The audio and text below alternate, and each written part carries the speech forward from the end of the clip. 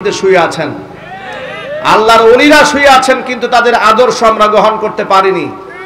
চোরেরা রাজত্ব করে বেড়াচ্ছে। আগামীর বাংলাদেশ চোর এবং বাটপারদের রাজত্ব হবে না, ইনসাফ কায়েম করার জন্য ইসলামপন্থীদের রাজত্ব কায়েম হবে।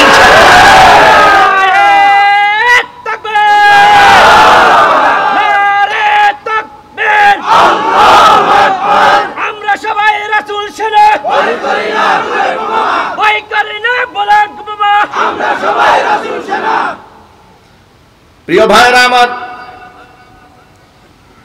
ইসলাম আল্লাহ রাব্বুল আলামিনের পক্ষ থেকে দেওয়া অনন্য এক নিয়ামত।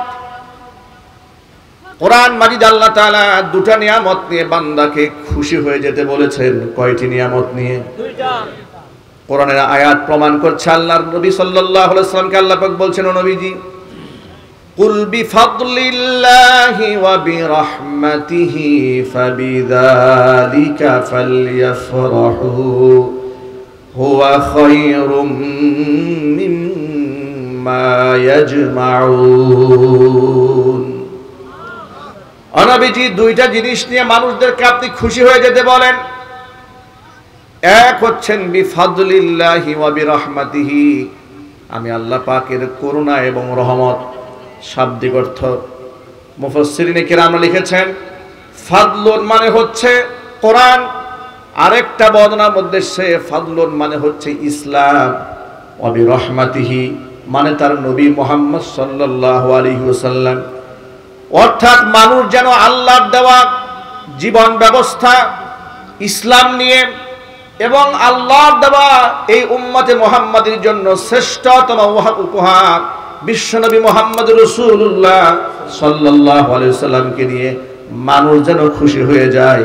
হুয়া খায়রুম মিম্মা ইয়াজমাউন, পৃথিবীতে মানুষ যত সম্পদ জমা করে সকল সম্পদের চাইতে দামি সম্পদের নাম ইসলাম এবং মুহাম্মদ সাল্লাল্লাহু আলাইহি ওয়াসাল্লাম। ইসলামের চেয়ে দামি সম্পদ আর নাই। আল্লাহু আকবার বলেন।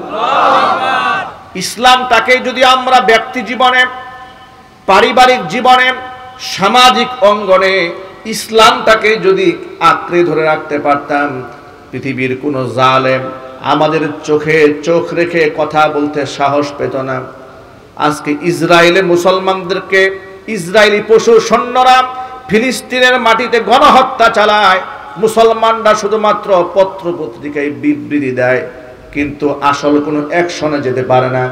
সৌদি আরব শুধু দুঃখ প্রকাশ করে, কাতার শুধু দুঃখ প্রকাশ করে, তুরস্ক শুধু দুঃখ প্রকাশ করে, কিন্তু তাদের পাশে দাঁড়ানো তাদের দ্বারা সম্ভব হয় না। তার কারণ তারা দুনিয়া গ্রহণ করেছে, ইসলামটাকেই তারা ছেড়ে দিয়েছে। একটা মূল